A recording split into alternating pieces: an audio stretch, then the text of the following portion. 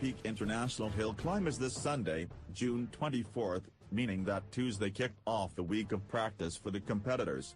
And on day 1, the race to the clouds was a race above the clouds, as you will see from this gallery. Some 61 competitors in a dozen categories will race the clock. We'll be there shooting images and sharing them with you.